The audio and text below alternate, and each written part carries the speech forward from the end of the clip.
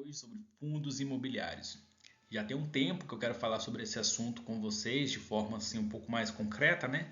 Trazer um embasamento e mostrar assim prós e contras. Primeiro entenda que fundo imobiliário ele não é uma coisa, ou você só tem ele ou você não tem ele. Você vai ver no que eu vou te falar que ele faz parte de uma estratégia que ele pode ser utilizada para quem quer ter renda. Porém, como toda e qualquer estratégia, existe prós e contras. E dentro daquilo que eu busco entender como melhor, não só para mim, mas também para você, meu amigo, meu cliente, talvez não seja a melhor decisão você ter ele agora. Ou talvez seja a melhor decisão você ter ele agora. E é por isso que a gente tem que considerar sempre prós e contras.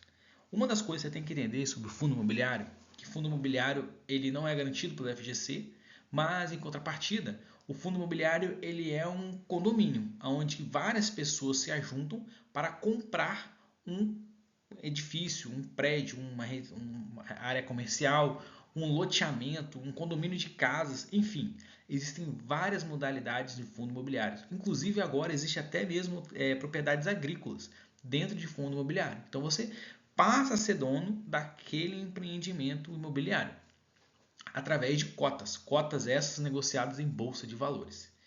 E o que acontece é que hoje em dia é vendido como se fosse a bala de prata, ou então a solução final para você ter renda extra. Porém, não é assim que funciona. Existe um conceito que eu já falei no vídeo de dividendos, que eu já posso até deixar aqui na descrição para você ver, que é que todo e qualquer dividendo, ele na verdade, ele não é uma coisa extra que você recebe. Considerando o preço que você está vendo na tela, quando você recebe um dividendo, esse valor é descontado do preço. Então, por exemplo, pensa no fundo imobiliário, numa ação qualquer coisa negociada em bolsa e custa R$ 100. Se ele te paga R$ 10 de dividendo, no dia seguinte da negociação, você não tem mais R$ 100. Você vai ter R$ 90 de valor em cotação e R$ 10 na sua conta corrente. Esses R$ 10 pagos de dividendo, ele é simplesmente deduzido do valor que você tem da ação e colocado na sua conta. Ao final do período, você tem exatamente 100. Agora, o que acontece é você vai ter R$ 90 na ação ou no fundo imobiliário e R$ 10 na sua conta. Beleza? O que acontece é que esses R$ 90 que ficaram para trás, eles podem às vezes continuar crescendo, porque existe investimento, existe expectativa de crescimento, existe oferta de mercado, procura e demanda. Então esses 90 que ficaram para trás, eles podem sim sofrer uma valorização positiva, mas também podem sofrer uma valorização negativa. E nos fundos imobiliários, essa valorização negativa acontece com uma maior frequência. Por quê? Por causa dos cenários políticos gerais. E também porque fundo imobiliário ele é mais conservador, ou seja, tem menor risco envolvido ali dentro. E o que a gente entende é que o fundo imobiliário ele é uma coisa híbrida, é alguma coisa entre renda fixa e ações. Então tem risco de você ali ter um decréscimo patrimonial. E dentro do planejamento financeiro é fundamental a gente poder entender isso para que a gente tome uma boa decisão.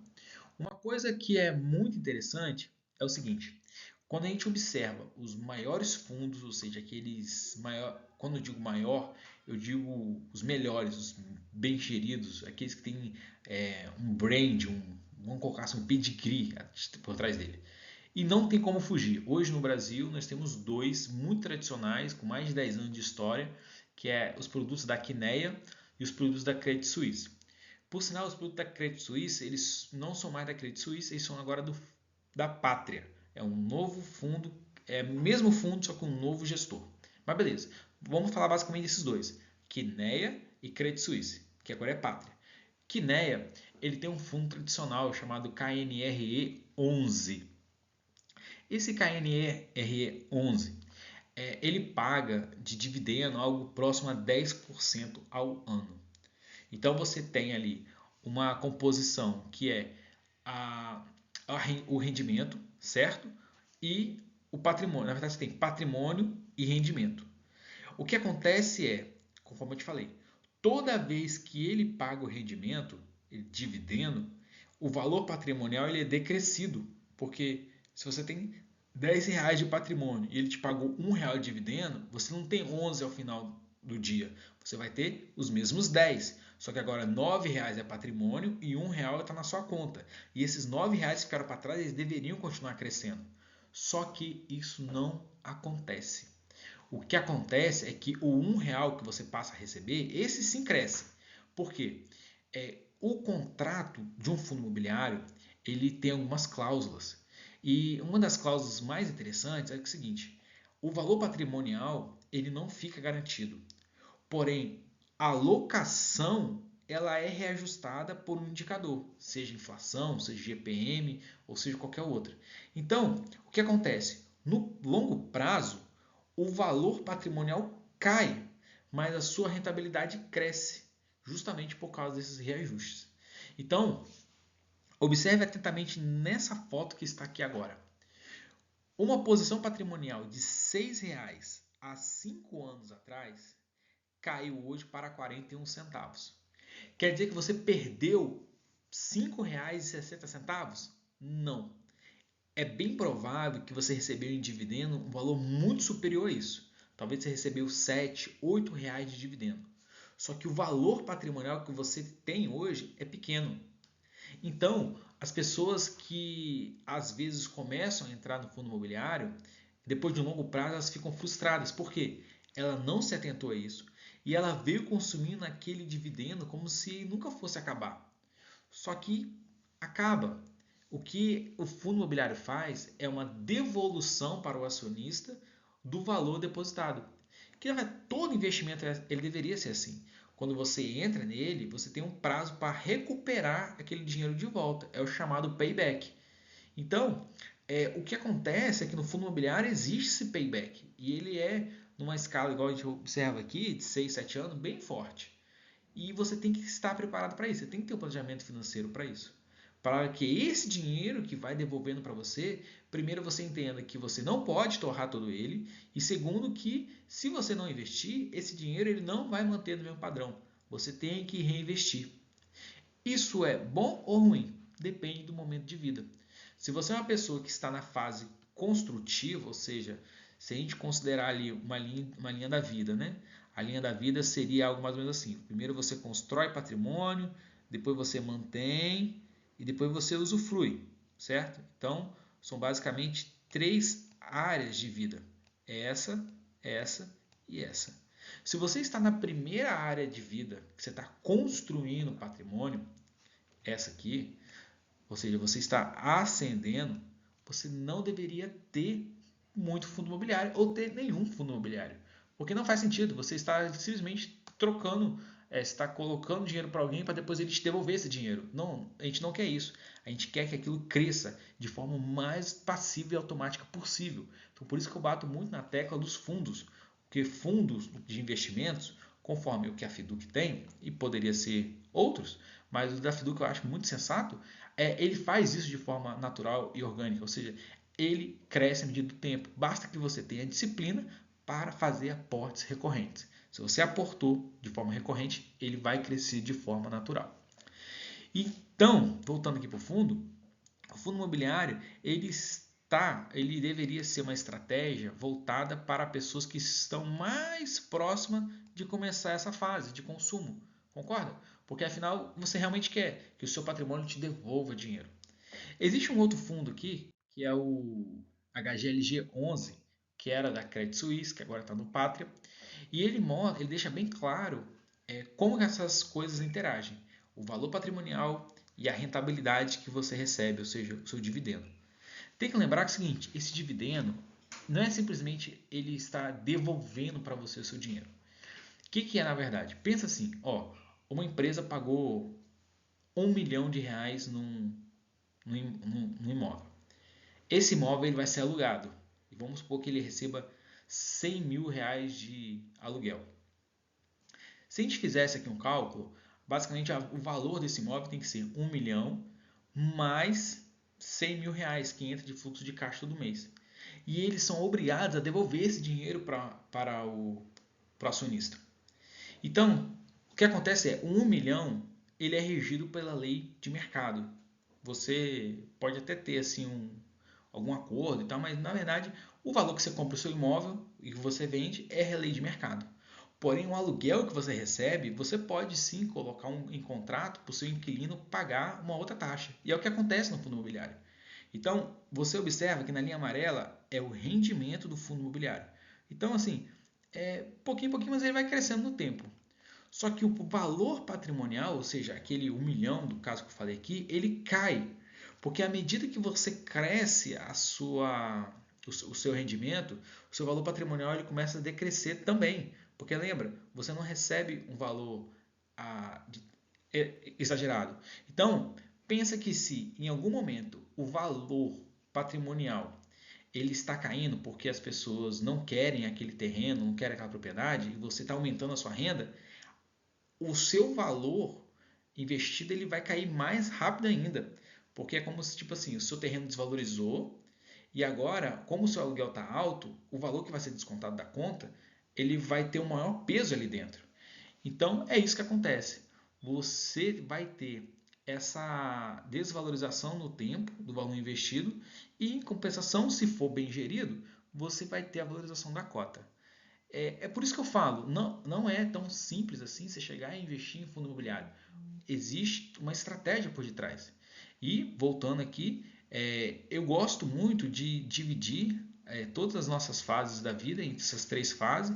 Primeiro você cresce patrimônio, depois você mantém e aí, por fim, você usufrui. Então, fundo imobiliário eu deixaria exclusivamente para essa parte final da vida, aonde você quer consumir esse valor investido. Mas lembrando, existem bons fundos que estão fazendo um trabalho muito bem feito, mas deixaria para depois. Quando comprar, acabou que eu já meio que pulei essa fase e eu falei, né, que deixar para apenas quando você for fazer uso do seu patrimônio. Até lá, deixar esse dinheiro rendendo, deixar esse dinheiro em veículos que possam sim potencializar o seu rendimento. E eu quero trazer aqui um exemplo do que poderia ser uma alternativa, né, a um fundo imobiliário, que é justamente um fundo previdência, que eu trago aqui o fundo Fiduc, que ele é balanceado. Lembrando que dentro do fundo Fiduc, primeiro, você tem que entender que é a ideia maior da Fiduc, porque eu abraço ela, porque eu entendo que ela é muito boa para mim, para você, para qualquer um, é que ela busca diversificar. E ela corta um caminho muito grande, que é tentar encontrar os melhores gestores através de fundo, ou seja, corta-se custos e nós temos acesso aos melhores gestores, gestores esses exclusivos, que às vezes nem estão disponíveis. E o que acontece é quando você tem 6, 7, 8 fundos, 13, como é o caso do fundo Previdência, você tem uma média dos resultados. E quando o mercado, em geral, ele não está bem, o resultado também não é tão bom assim. Mas, se você compara na forma individualizada, um resultado médio é melhor do que um resultado isolado. E olha, observe só, um fundo HGLG, se é uma pessoa que quer olhar previdência, quer olhar renda, quer usar renda extra, observe que no ano 2024 vigente, ele está rendendo 3,85 e nos 12 meses está rendendo 6,55.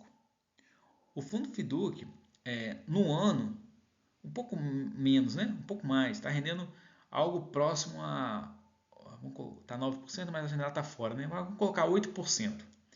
E no ano está rendendo 7,7%, ou seja, 1% a mais. Resumo: numa estrutura de previdência com o apoio de um planejador financeiro, você está ganhando 1% a mais do que se você tivesse num fundo num fundo imobiliário. E detalhe, aqui também no fundo de previdência você tem outras coisas.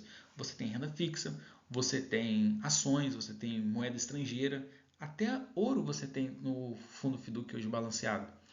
Então, assim, às vezes as pessoas recorrem a algumas estratégias que soam sexy, porque youtubers e influencers estão o tempo todo falando para você fazer, mas existem coisas que são simples, melhores e mais eficientes. E é isso que a gente busca. Então, quando a gente inicia um planejamento financeiro, entender todas as ferramentas, tudo que está disponível é fundamental. É claro também que cada pessoa vai se adequar a uma coisa a mais. Se a pessoa, às vezes, ela fica mais empolgada com o fundo imobiliário, é óbvio que ela vai estudar mais, é óbvio que ela vai se dedicar mais e é bem provável que ela vai ter um resultado melhor. Mas poucas pessoas hoje estão com esse tempo, essa disposição para parar, sentar, analisar, ficar ali debatendo fundo a fundo, caso a caso. E não é isso que a gente quer. A meta maior, não só minha como qualquer outra, é ganhar tempo para que você possa fazer outras coisas. E a rentabilidade, a gente observa que não é assim vantajosa para, no caso, o fundo imobiliário ou qualquer outro caso que seja. É melhor a gente se ater a uma coisa média boa do que uma coisa específica que a gente não conhece e que pode não ter um resultado tão bom assim. Existem fundos imobiliários que têm um rendimento extraordinário? Existem. Só que esses são tão específicos quanto qualquer um outro. E a chance desses fundos não repetirem o resultado é certo, né? Ou seja, se ele deu um ano muito bom, para o outro ano ser péssimo, é daqui para ali. E essa é mais ou menos a regra, né? Um ano muito bom vem de um ano péssimo. E é por isso que a gente gosta muito de ter essas ideias assim dentro de fundos de forma tão bem diversificada. Então essa mensagem para você hoje que busca ali, ou então que eu estou compartilhando para entender um pouco mais de fundo imobiliário, essa ideia é basicamente o mesmo racional do dividendo, ok? Tem sim uma ideia muito boa por detrás, talvez para as pessoas que estão próximas à aposentadoria, mas se você está naquela fase ali de crescimento, de consolidação de renda, talvez não faça sentido. E se mesmo você estiver na fase de usufruir, talvez também não faz sentido, porque tem coisas boas para se fazer, contanto que você tenha uma estratégia definida, que é o que eu trago para você. Beleza? Muito obrigado pela sua atenção. Até a próxima. Se quiser tirar qualquer dúvida, estou à disposição.